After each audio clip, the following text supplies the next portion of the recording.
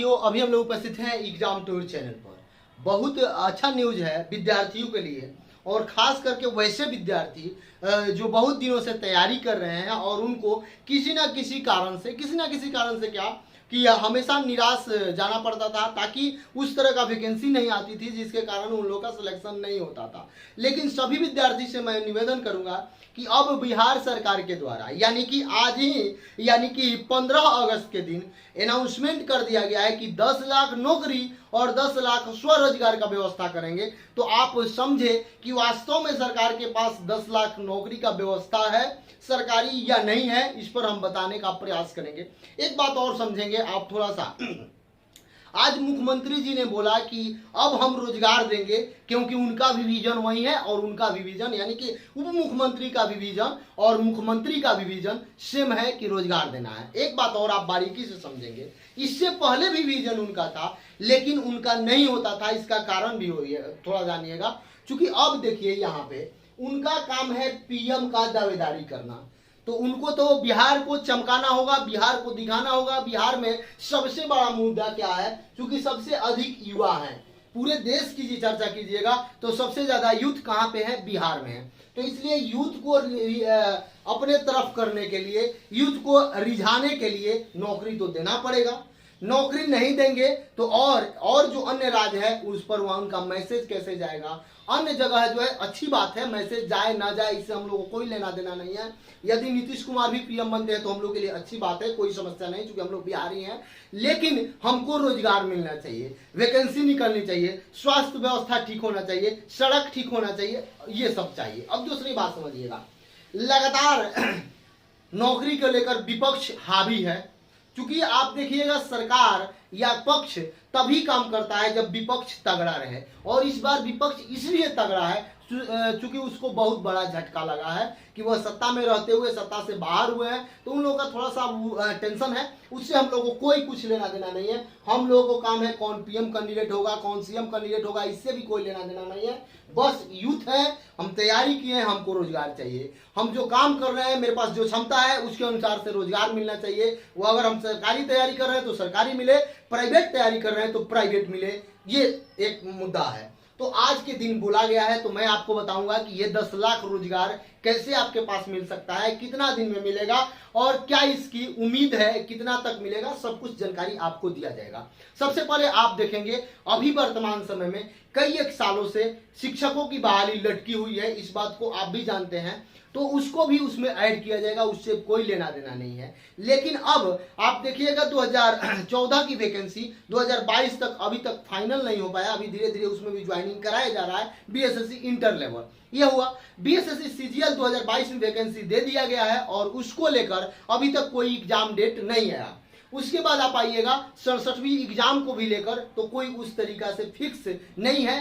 ये सब अभी वर्तमान का जो परिदृश्य है उस पर हम चर्चा की। अब है कि 10 लाख नौकरी और 10 लाख स्वरोजगार कैसे दिया जाए, कैसे दिया जाएगा, इसको आप जानने का प्रयास करेंगे, समझने का प्रयास करेंगे। यदि आपसे एक बात बता दें, जो भी पढ़ने वाले बच्चे हैं, थोड़ा कहने का अर्थ हुआ कि यदि वो तैयारी करते हैं, वो समझ रखते हैं कि मैथ्स, रीजनिंग, जीके, जीएस क्या है, कैसे करना चाहिए, कौन एग्जाम का क्या सिलेबस है, ये सब यदि जानते हैं तो उनको अधिक और जागरूक होने की जरूरत है। ताकि अब सरकार आयोग आपके लिए नौकरी देने वाली है, तो आपका भी कर्तव्य है कि आप थोड़ा सा अच्छा से मेहनत करें। यदि ये 1-2 साल आप मेहनत नहीं करते हैं तो फिर ये मौका मिले ना मिले ये बाद की बात है।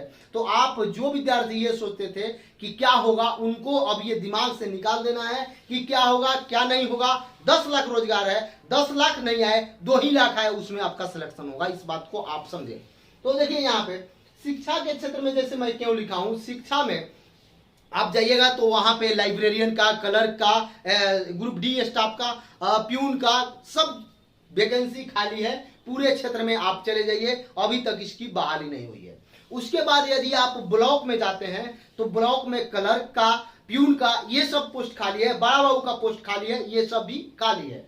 उसके बाद आप स्वास्थ्य में चले जाएं तो स्वास्थ्य विभाग में बहुत सारी वैकेंसी खाली है, लगभग 1 से 1.5 लाख तक की। उसके बाद शिक्षक का जो अनुपात होना चाहिए, यानी एक बच्चे पर 40 बच्चे पर एक शिक्षक, वह अनुपात यदि फुलफिल करा दिया जाए तो इसमें भी 2-4 लाख वैकेंसी निकल जाएंगे।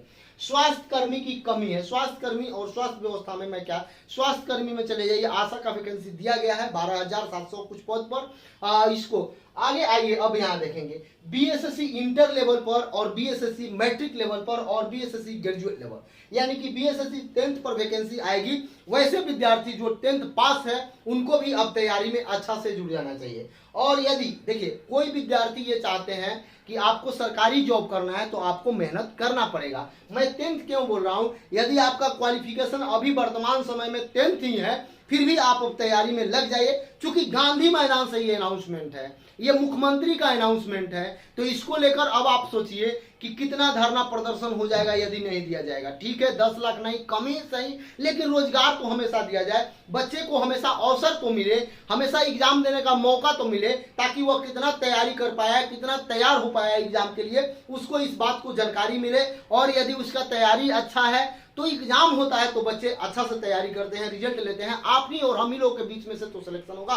5 लाख वैकेंसी निकले तो आप और हम में जो बच्चे हैं, जो तैयारी करते हैं, जो अपना खून पसीना बहाते हैं, उन्हीं लोगों का तो नौकरी होगा। अंतिम पंक्ति में जो बच्चे बैठे हैं उन्हीं का तो नौकरी होगा। वैकेंसी तो सरकार के द्वारा दिया जाए, अच्छी बात है, अनाउंसमेंट हुआ है, स्वागत योग्य बात है, वैकेंसी दिया जाए, ताकि बिहार के पास अभी वर्तमान समय में कोई उस तरह का ना आपका उद्योग का व्यवस्था है, ना उस तरह का कोई स्वरोजगार का व्यवस्था है।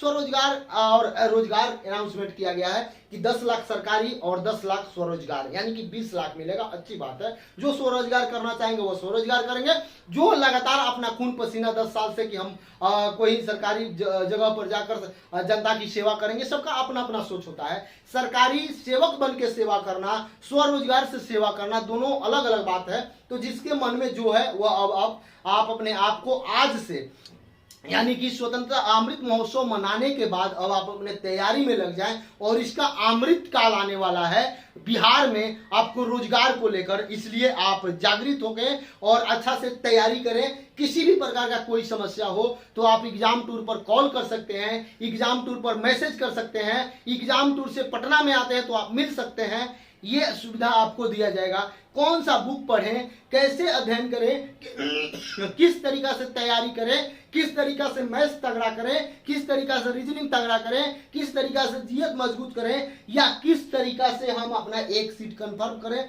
हर एक चीज को जानकारी यहां से दिया जाता है। तो आप सभी बच्चों से मेरा नम्र निवेदन है कि जो भी बच्चे यदि एग्जाम टूर पर पहली बार आए हैं तो इस चैनल को जरूर सब्सक्राइब करेंगे, शेयर करेंगे और कमेंट करेंगे। चलिए 10th पर वैकेंसी लगभग 40,000 के आसपास आने की संभावना है। वहीं आप 12th लेवल पर चल जाइए तो 5 से 6,000 वैकेंसी दिया जाएगा। तो 12th जो विद्यार्थी 14 के बाद पास आउट है उनके लिए अच्छा मौका होगा। अब आप बोलिएगा बीएसएससी 10th पर आज तक नहीं आता था, लेकिन अब दिया जाएगा। जितने भी 38 जिला है अपने यहाँ और 2 पुलिस जिला देख लिया जाएगा, तो 38 जिला में जहां भी क्लर्क वगैरह की वैकेंसी होती थी वह पहले वही जिला से निकाला जाता है, लेकिन नहीं, अब टोटल सबको जोड़कर एक साथ निकाला जाएगा और बहुत सारा वैकेंसी देने का काम किया जाएगा, क्योंकि अनाउंसमेंट हो चुका है।